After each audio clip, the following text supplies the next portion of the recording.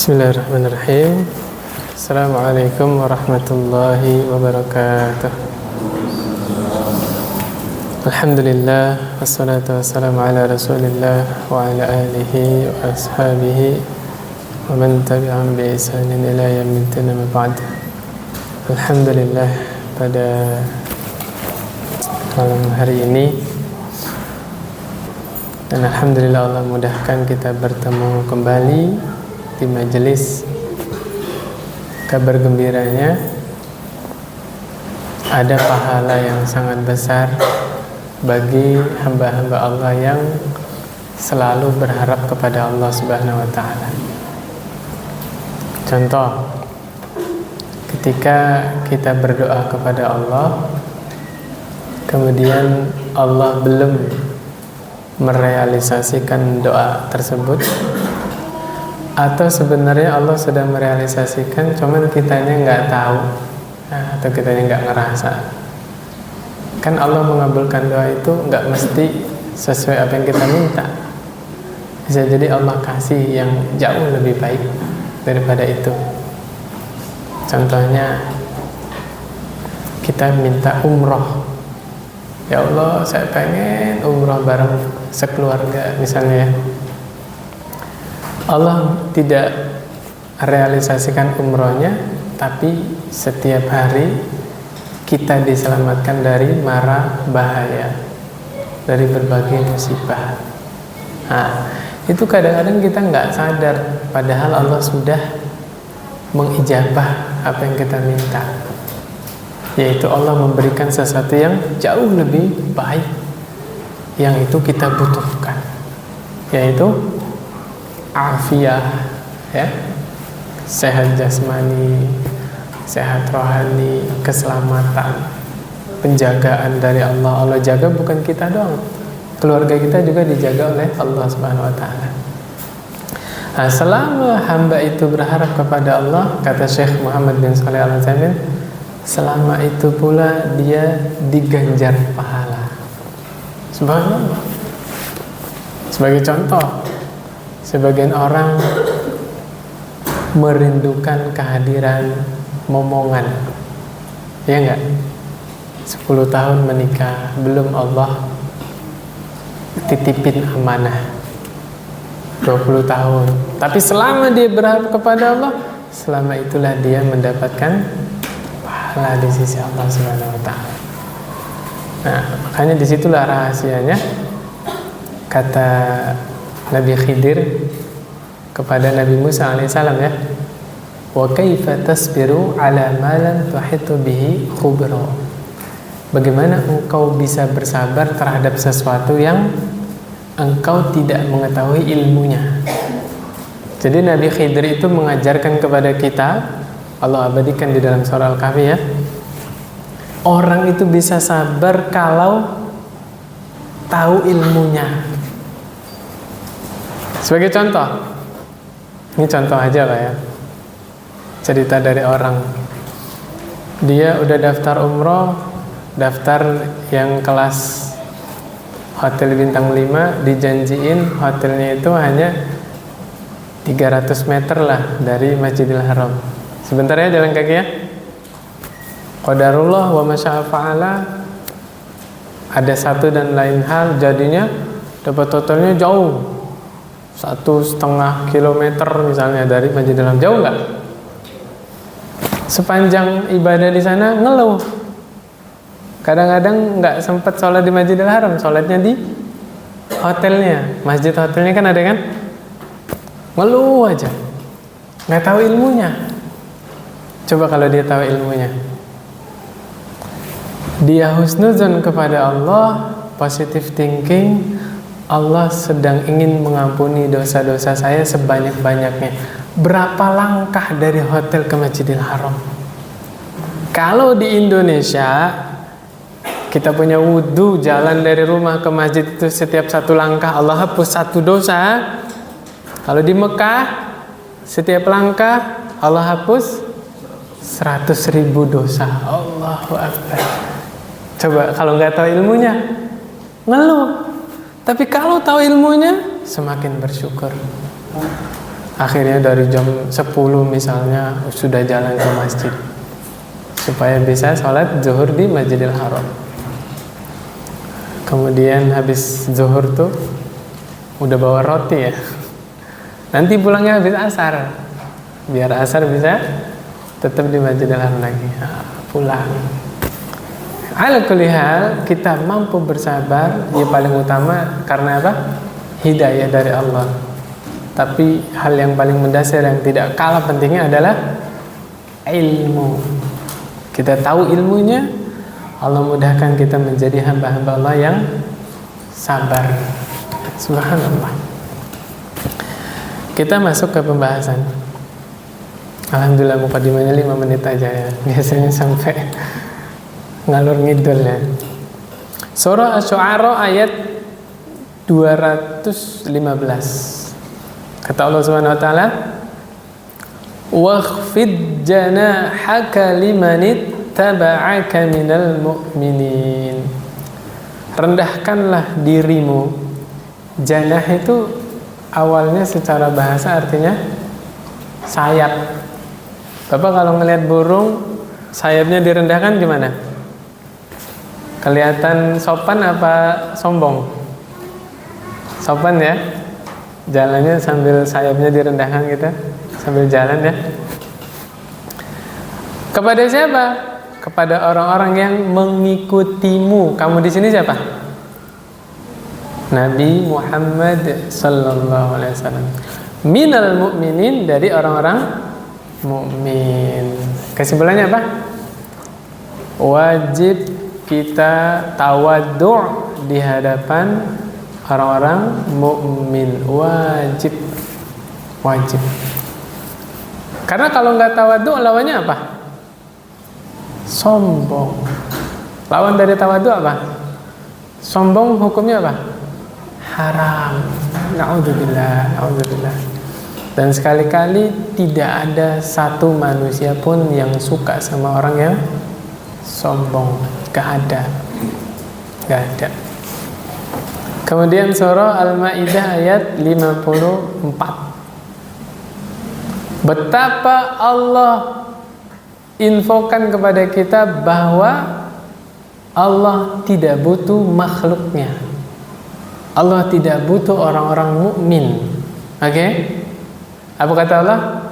Ya ayyuhalladzina amanu, wahai orang-orang yang beriman, may yartadda minkum an dinihi, siapa yang murtad, yang keluar dari Islam, apa kata Allah? Fasawfa ya'tillahu biqaumin, Allah akan gantikan kaum yang baru. Allah akan datangkan kaum yang baru, yang kaum tersebut sifatnya yuhibbuhum wa yuhibbunah. Kaum itu saling mencintai. Ya, subhanallah. Yang Allah mencintai mereka, mereka mencintai Allah subhanahu. Saling mencintai dengan Allah. Sifatnya bagaimana kaumnya? Azillatin 'alal mu'minin. Orang-orang yang rendah hati terhadap orang-orang mukmin, tidak sombong. Nah, ini dapat faedah lagi nih. Salah satu konsep dasar persatuan kaum mukminin adalah tawadhu'. Jaga perilaku kita di hadapan orang mukmin yang lain. Jangan merasa diri lebih baik daripada orang lain. Nanti kita bacakan hadis-hadisnya bagaimana Nabi itu tawadhu terhadap kaum muslimin. A'izzatin 'alal kafirin, keras terhadap orang-orang kafir. Ini Allah yang bilang. Suatu kaum terbaik adalah kaum tadi mencintai Allah, Allah mencintai kaum tadi. Sebabnya apa? Sesama kaum mukminin tawadhu, tegas terhadap orang mukmin, jangan dibalik. Ada Pak? Yang kebalik ada nggak? Kajian dibubarin, hari raya non-Islam dijaga. Ada? Biksu dipijetin kakinya. Ada nggak Pak? Paus dicium kepalanya. Subhanallah. Ayatnya jelas kan? Jelas. Kita itu disuruh lemah lembut terhadap siapa? Orang-orang mukmin, sesama saudara seiman. Justru terhadap orang non muslim suruh tegas. Tegas di sini bagaimana? Apakah kalau ada tetangga Kristen kita musuhin? Bukan. Tegasnya di mana? Dalam hal apa? Akidah. Akidah itu hal yang tidak bisa ditawar-menawar. Ya, nggak bisa. Lakum dinukum waliyadin. Nggak bisa ditawar-menawar. Sudah menyangkut ibadah, sudah menyangkut akidah, ya, ibadahnya orang kafir, nggak boleh kita ikut-ikutan, nggak boleh. Kemudian Allah tegaskan, coba saya tanya, apa yang mendasari orang merasa lebih baik daripada orang lain? Ya, merasa dia lebih suci hatinya, lebih bertakwa, betul nggak? Nah, Allah bantah, ya, merasa dia lebih mulia, benar nggak? Mulia di sini tanda kutip, mungkin di tengah masyarakat dia punya kedudukan, betul nggak? Di sebuah organisasi dia punya jabatan, ya nggak?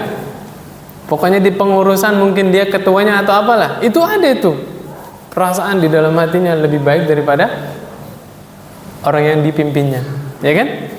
Allah jelaskan, ya ayyuhan nas, wahai manusia, inna khalaqnakum min dzakarin wa unsa. Sesungguhnya kami menciptakan kalian dari golongan apa? Laki-laki dan perempuan. Waja'alnakum syu'uban wa qabaila. Dan kami jadikan kalian berbangsa-bangsa, bersuku-suku. Allah yang bilang. Berarti manusia ini hidup di dunia, jutaan suku, jutaan bahasa, itu bukan terjadi dengan sendirinya. Semua atas kehendak Allah. Ya, ngapain Allah bikin bahasa kok berjuta-juta, ya? Tradisi itu berbagai macam, bukan satu tradisi aja. Kenapa enggak satu dunia bahasa Arab semua gitu kan? Apa kata Allah? Lita'arafu, supaya kalian saling mengenal. Akhirnya orang termotivasi kan belajar bahasa Inggris, belajar bahasa Arab, ya enggak? Belajar bahasa apalah. Biasanya orang kalau udah jago mengenal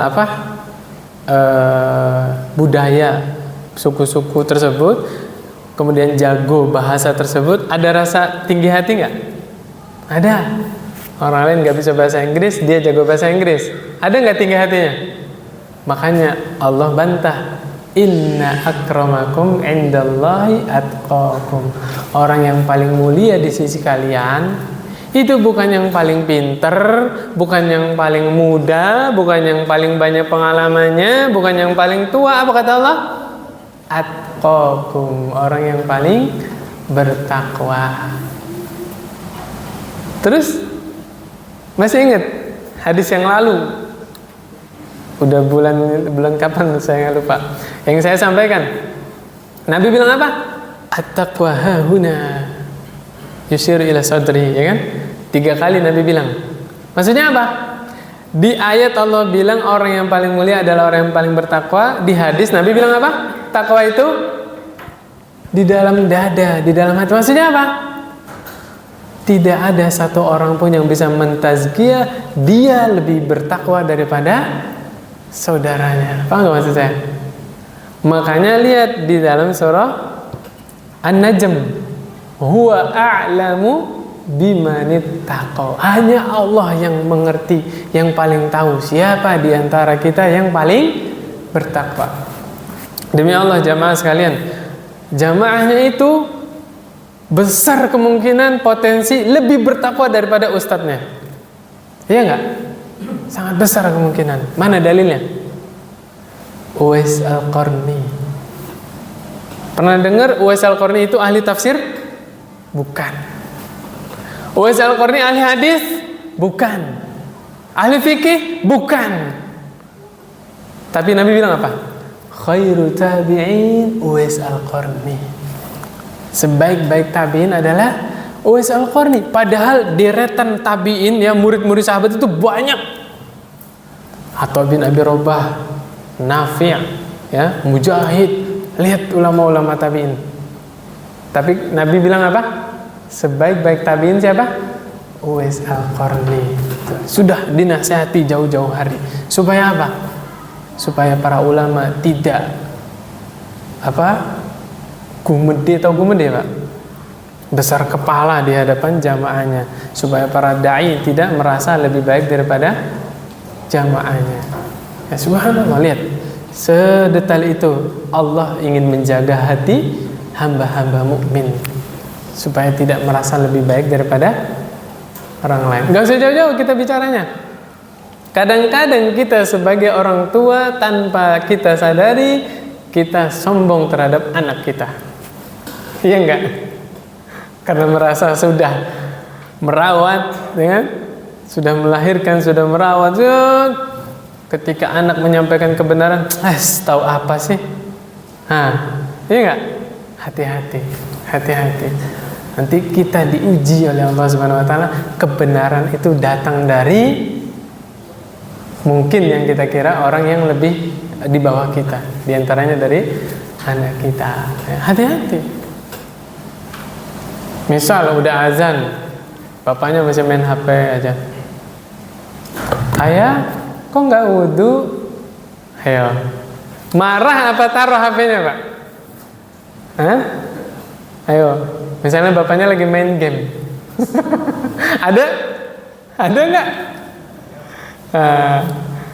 Ditegur sama anaknya atau sama istrinya, ya, sayang udah azan itu. Coba marah apa ditaruh HP-nya? Kalau dia tidak sama, oh iya, alhamdulillah masih ada yang ngingetin. Astagfirullah, udah azan masih megang HP, ya enggak? Bukan malah marah. Iya, Abi juga tahu, nanti juga Abi wudhu. Sebagian orang, ya kan? Kita nggak bicara siapa-siapanya, tapi sifat-sifat seperti itu kadang-kadang sangat halus merasuk ke dalam diri seorang. Na'udzubillah. Yang tadi saya bilang An-Najm ayat 32, fala tuzakku anfusakum. Jangan menganggap diri kalian itu suci. Kenapa? Huwa a'lamu bimanittaqo. Sesungguhnya Allah lah yang paling tahu siapa yang paling bertakwa. Saya lewat aja ya, langsung ke hadis. Saya pengen habisin bab ini malam ini insyaallah. Lanjut. Nabi SAW pernah bersabda, Innallaha auha ilayya an tawadu'u. Sesungguhnya Allah mewahyukan kepadaku supaya kalian tawadu'u. Apa tawadu'u? Tawaddu', supaya kalian saling rendah hati. Jangan merasa lebih baik daripada yang lain. Hatta la yafkhara ahadun ala ahadin. Sampai tidak ada seorang pun di antara kalian yang membanggakan dirinya di atas orang lain. Biasanya bangga-bangga pakai apa, Pak? Ayo. Harta. Bener gak? Apalagi kemarin Lebaran. Yang THR-nya ngasih 10.000, taruh amplop. Pas ngasih THR 50.000, 100.000 nggak diamplopin itu, Pak. Sini baris. Wow, Allahu Akbar. Innamal a'malu binniyat. Hati-hati, Pak. Jangan gara-gara niatnya geser, harta sudah berkurang, tapi tidak ada nilainya sama sekali di sisi Allah. Na'udzubillah. Hati-hati. Na'udzubillah. Dulu sebagian orang ada yang ngasih THR-nya sebelum Id, ya, mungkin besok Lebaran tuh, hari 29 Ramadan itu dia bagi dulu. Kenapa? Mengejar keutamaan sedekah di bulan Ramadan. Kemudian dia nggak mau riya ketika Lebaran, sambil pesan sama ponakannya, nanti pas Lebaran jangan minta lagi ya. Ini THR-nya sekarang ini. Ada begitu ya. Allah. Ala kulli hal, saya pengen pesan. Ini sebenarnya terlambat pesannya ya. Tapi buat kedepannya, jangan didik anak kita menjadi pengemis. Na'udzubillah, na'udzubillah. Jauh-jauh hari pesen. Ya, sebenarnya bukan Lebaran doang ya. Sepanjang waktu ya. Nah, jangan sekali-kali kamu mengharap pemberian orang lain. Kalau butuh apa, minta sama Allah. Ada nggak yang kayak gitu? Hah? Butuh apa-apa minta sama Allah. Jangan berharap dari pemberian. Dikasih, diterima dengan sopan, cium tangannya, bilang terima kasih. Ya, matur suwun. Anak kecil ngomong matur nuwun. Itu ya, lucu ya. Bilang terima kasih. Kalau nggak dikasih, jangan. Kalau kamu mau beli apa-apa ya minta sama mama sama ayahnya. Gitu Pak. Supaya anak itu terbiasa tidak mengharap pemberian orang lain. Na'udzubillah. Ya, kebalik. Sebagian kaum muslimin kebalik. Ada ya, tantenya datang langsung, "Tante, THR-nya mana?" Nah, hati-hati. Itu secara tersirat, disadari atau tidak disadari, sudah mendikte anaknya supaya celamitan. Tahu celamitan, Pak? Bahasa mana itu? Bahasa Jawa ya? Celamitan ya. La ilaha illa anta subhanaka inni kuntu minadz dzalimin. Wala yabghi ahadun ala ahadin, supaya ya, ini kunci, supaya di antara kalian tidak ada yang menzolimi orang lain. Kuncinya apa tadi Pak? Tawadhu. Termasuk zolim itu apa? Merendahkan orang lain kan zalim nggak? Zalim. Sebabnya apa? Tadi hilangnya sikap tawadhu tadi. Coba kita mau berbangga atas pencapaian apa? Kita merasa lebih baik daripada orang lain. Sebutkan. Harta nggak dibawa mati. Ini poin yang pertama. Harta nggak dibawa mati. Yang kedua, kalau niatnya geser, sedekahnya berpahala tidak? Tidak. Pernah dengar hadis 3 orang yang Allah lempar ke dalam neraka pertama kali, siapa Pak? Ayo, Ustadz, donatur, satu lagi Pak, mujahid. Lihat, ini amalan-amalan yang sangat besar Pak. Mujahid masuk neraka Pak, padahal dia mengorbankan nyawanya, yang dia bunuh musuh Allah, tapi dapatnya neraka. Gara-gara apa? Salah niatnya. Ustadz juga neraka Pak, gara-gara apa? Niat. Ya, ngajar pengajian supaya apa? Dihormatin, supaya disebut Ustadz. Makanya saya seneng tuh kalau ada bapak-bapak japri panggilnya Pak. Assalamualaikum Pak, mau nanya. Alhamdulillah. Iya benar Pak, hati ini lemah Pak, hati ini lemah. Ya. Sebagian ustadz marah kalau nggak dipanggil ustadz. Ada nggak? Ada nggak? Nah, alhamdulillah, saya jangan sampai kayak gitu lah. Ya, sampai sekarang saya merasa saya ini santri Pak. Ya qadarullah aja diminta murojaah. Ya, pelajaran yang pernah saya pelajari suruh murojaah, suruh disampaikan, itu aja, titik dah. Ya. Ala kulli hal ya. Jangan terlalu berlebihan menghormati ustadz-ustadz misalnya. Saya nggak marah insya Allah. Manggil mas juga nggak apa-apa. Atau dek sekalian. Kan ini bapak-bapak lebih tua dari saya kan. Dek imam. Mau tanya soal zakat. Oh iya mas, siap. Jadi ya nggak masalah kan. Iya ya, subhanallah. Ala kulli hal. Memang hati itu harus dijaga. Ya, jadi kuncinya supaya kita tidak zalim terhadap orang lain, jangan sombong, jangan merasa diri lebih baik daripada orang lain. Jabatan nggak dibawa mati, status sosial nggak dibawa mati, iya nggak sih?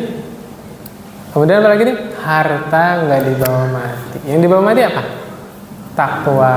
Wa tazawwadu fa inna khairaz zadit taqwa. Berbekalah kalian, maka sesungguhnya sebaik-baik perbekalan adalah takwa. Kemudian berikutnya, ini kita bicara masalah harta lagi nih. Ya, Masya Allah. Kemarin pada sedekah semua ya. Pas lebaran itu jatuhnya hadiah apa sedekah, Pak?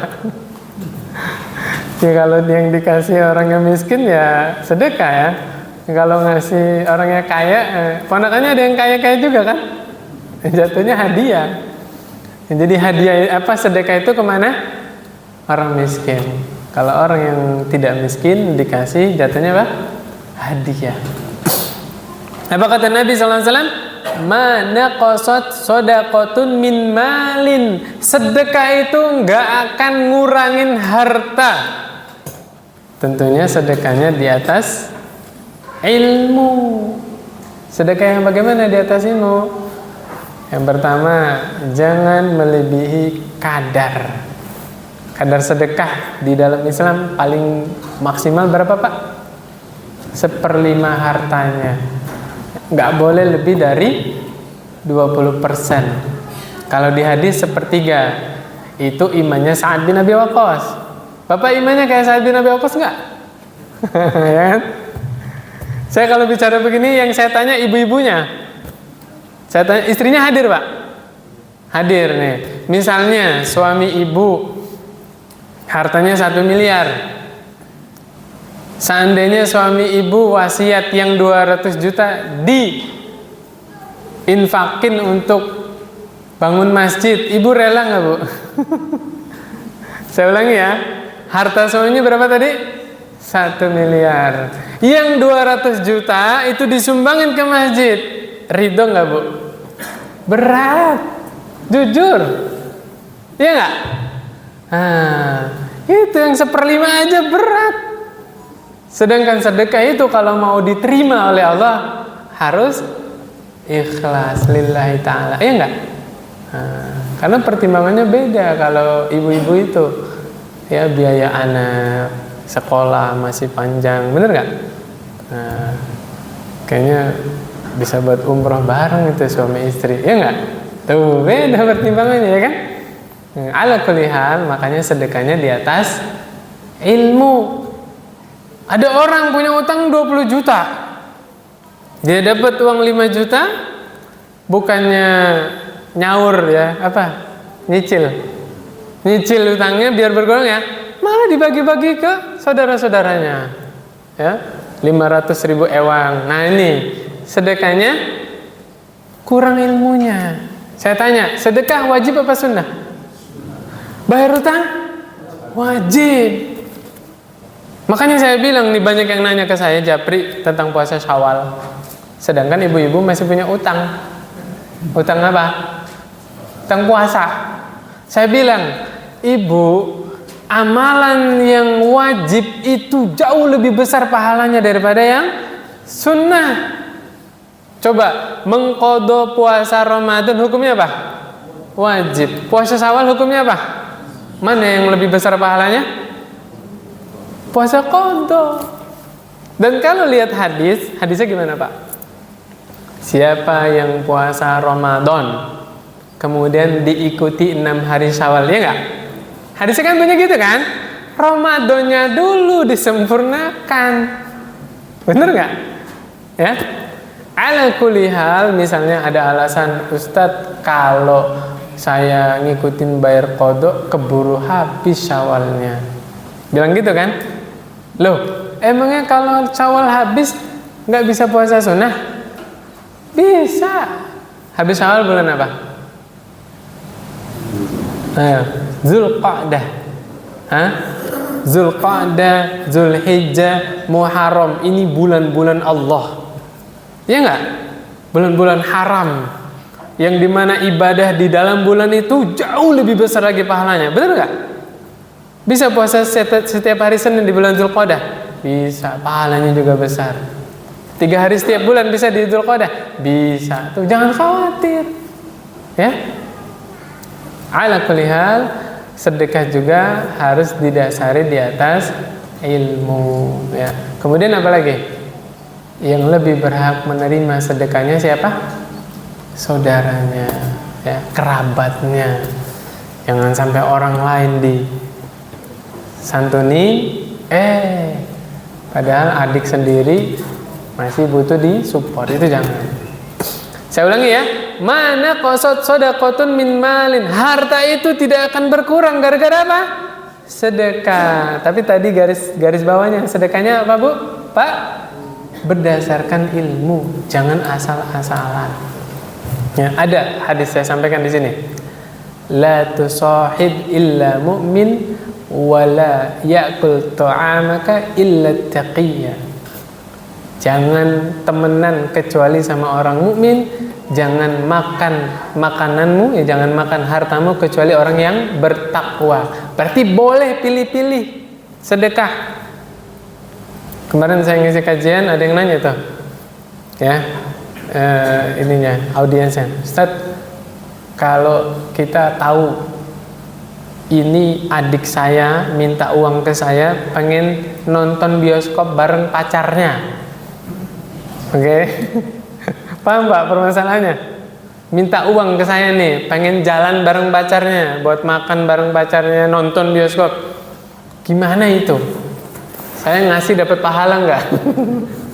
Jawabnya apa? Dapat dosa, bukan dapat pahala. Makanya tadi saya bilang apa? Sedekah itu didasari ilmu. Wala ta'awanu 'alal ismi wal 'udwan. Jangan tolong menolong dalam berbuat dosa dan permusuhan. Ya. Wa ma zadallahu 'abdan bi'afwin illa 'izza. Dan tidaklah bertambah, ya, tidaklah Allah tambahkan bagi seorang hamba yang memaafkan kecuali kemuliaan. Sedekah ini pada pengalaman kan, semakin sedekah malah hartanya semakin Allah berkahi. Benar nggak? Ya, subhanallah. Makanya nggak ada ceritanya orang miskin gara-gara sedekah. Dalam kurung sedekahnya tadi ya, bukan asal-asalan sedekahnya. Kemudian tidaklah Allah tambahkan bagi seorang hamba yang memaafkan kecuali kemuliaan. Wa ma tawaddu'a ahadun lillahi illa rafa'ahu Allah. Tidaklah seseorang itu tawaddu', rendah hati terhadap saudaranya yang lain, melainkan malah semakin Allah naikkan derajatnya. Betul nggak Pak? Malah sebaliknya, orang semakin sombong, orang itu malah semakin memandang rendah. Na'udzubillah min dzalik. Yang berikutnya, nah ini salah satu contoh tawaduknya Nabi. Ini harus kita praktekkan ini. An Anasin radhiyallahu anhu, dari Anas bin Malik, annahu marra ala sibyan, ya, fasallama alaihim. Ya, sesungguhnya Anas bin Malik itu kalau lewat, ya, ngelewatin anak-anak kecil, Anas bin Malik itu ngasih salam kepada anak-anak kecil. Assalamualaikum. Waalaikumsalam. Apa kata Anas bin Malik? Kana Nabi sallallahu alaihi wasallam yaf'alu. Karena dulu Nabi melakukan hal tersebut. Jadi Anas bin Malik ngelakuin tersebut gara-gara Nabi dulu kalau ketemu anak-anak kecil mengucapkan salam. Tidaklah seorang dewasa dia mengeluarkan salam untuk anak-anak kecil ngeduluin orang dewasanya, melainkan itu bersumber dari kerendahan hati dia, sayang sama anak kecil. Benar gak? Nah, kalau kita lewat anak kecil, ya, terus kita nggak ngucapin salam, jangan-jangan hati kita mulai keras. Betul nggak? Praktekin coba.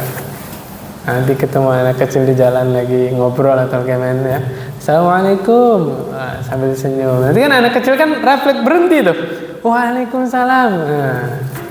Dan tanpa kita sadari, bisa jadi gara-gara salam yang mungkin sepintas, ya, itu akan memberikan kesan, ya nggak?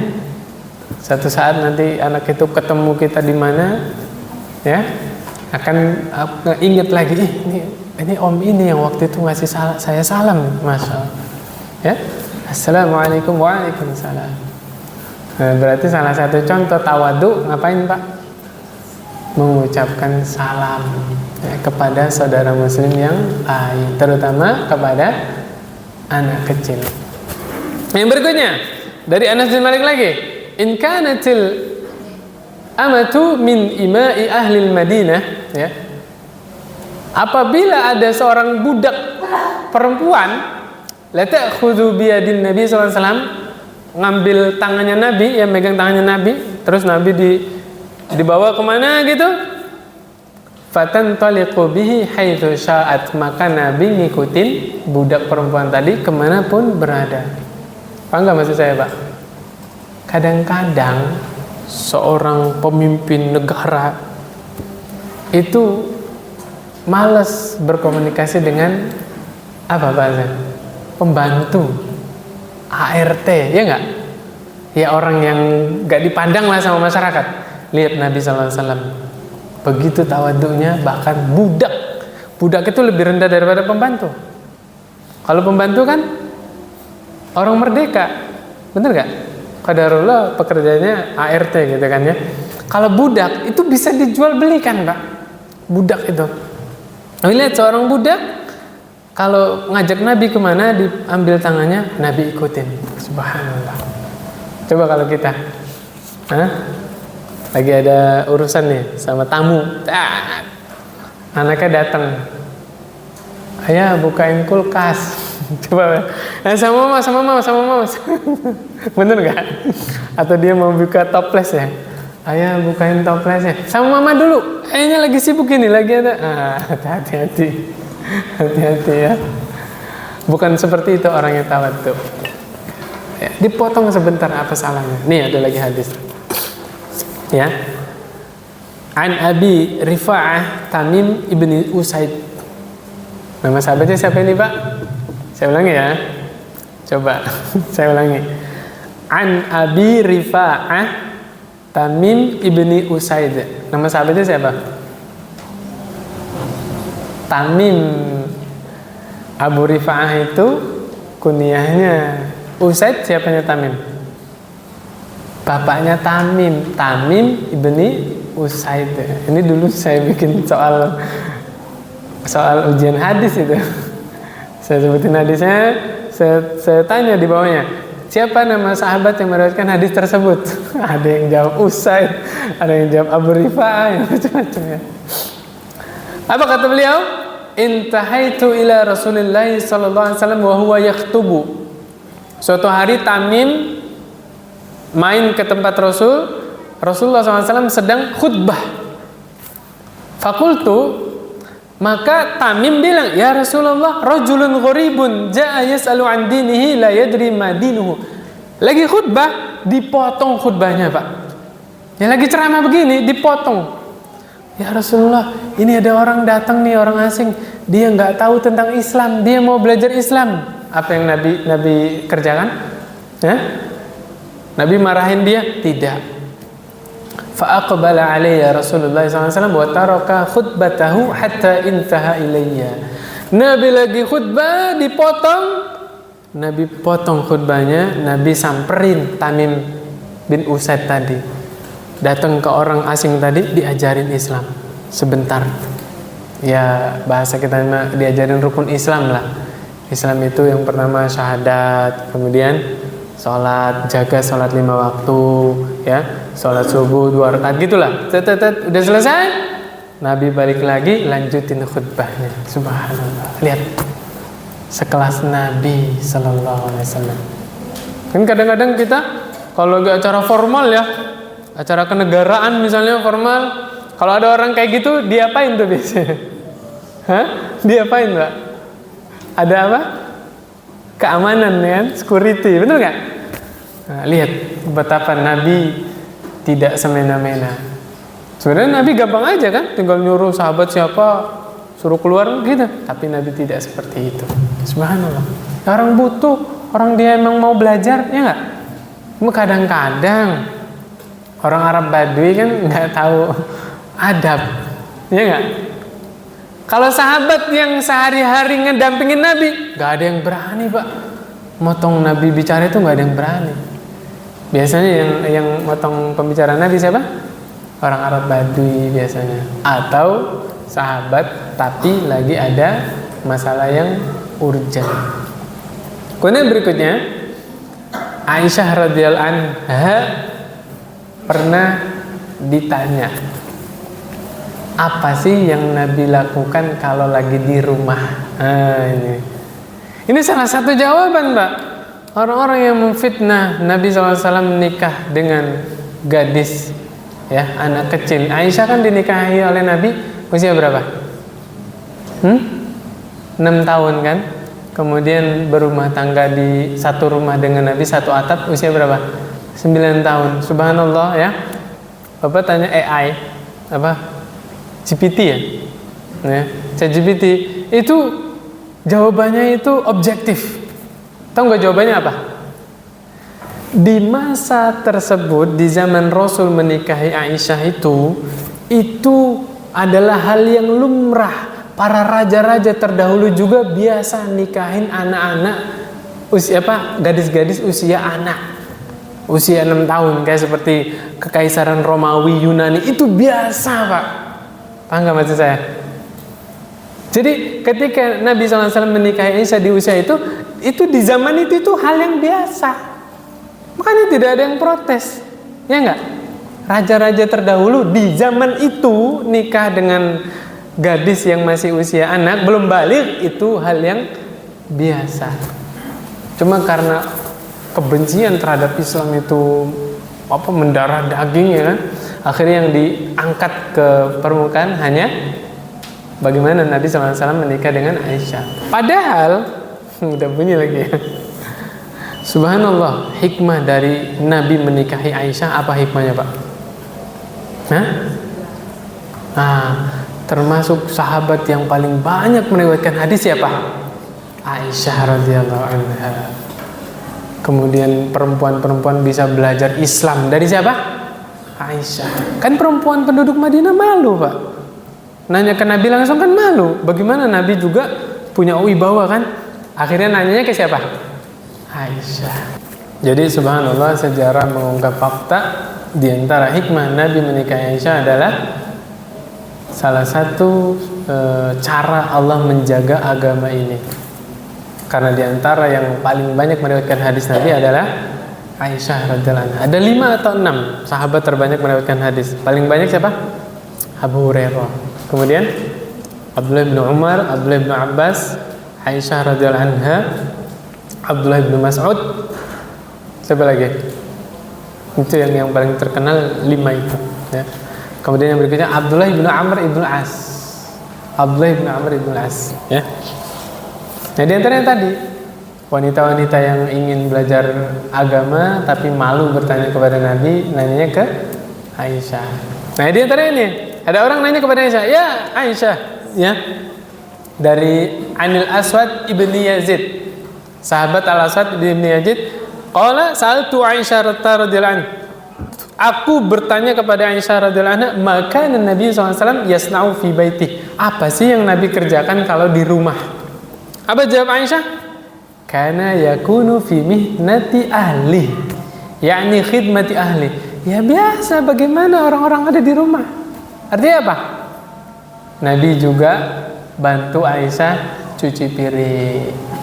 Nabi juga jahit bajunya yang sobek, sandalnya yang putus, jahit sendiri. Itu Nabi seperti itu. Tapi Aisyah bilang, fa idza hadaratis shalah kharaja ila shalah. Tapi kalau waktu sholat datang, tinggalin kerjaan rumahnya itu, datang ke masjid dulu sholat. Tuh, Nabi juga di samping beliau adalah seorang rasul, seorang pemimpin negara, pemimpin kaum muslimin, beliau juga seorang suami, seorang kepala rumah tangga. Subhanallah. Ala kulli hal, nanti dikembalikan ke kemampuan masing-masing. Ya, bapak-bapak yang sibuk, ya, sudah capek kerja di luar, ya kan? Pakai cara apa? Pengen bantu istrinya. Saya nggak bisa masak, beliin Magicom. Iya nggak sih? Saya nggak bisa masak, WA. Sayang, mau pulang mau dibeliin lauk apa? Nasi kan sudah ada di rumah, benar nggak sih? Nah, caranya nanti berkembang. Saya nggak bisa bantuin istri saya nyuci baju, beliin mesin cuci yang canggih. Kalau bisa keluar dari mesin cuci udah setrikaan itu udah. Kalau ada. Aduh, saya nggak sempet nyapu pulang kerja udah apa? Capek badan gitu ya. Cari teteh. Kan habis cari uang di luar, berarti kan uangnya banyak. Iya nggak sih?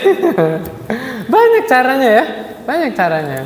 Ya, kalau kita nggak bisa bantu istri seperti itu ya, subhanallah. Atau anaknya diajarin yang sudah besar ya, kasih tahu sayang sama anak itu bukan melulu disuapin Pak, Bu, enggak.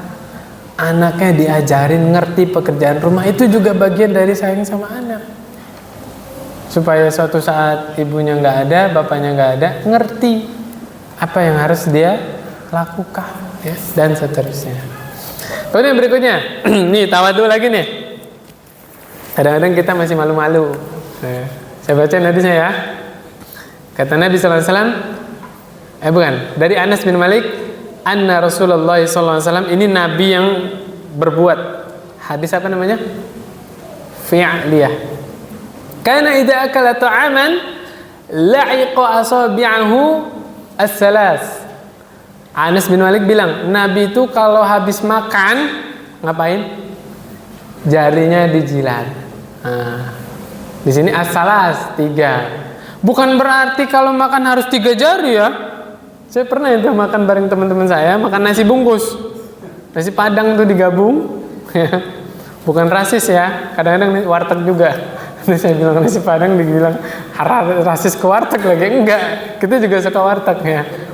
Makan tuh pakai 3 jari Pak, makan nasi. Allahu Akbar. 3 jari itu karena makan apa?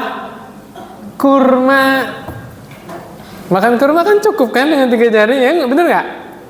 Makan nasi, monggo pakai 5, pakai sendok, pakai centong, nggak apa-apa, silakan. Nanti ditelan mentah-mentah hadis ini, makan Indomie gimana?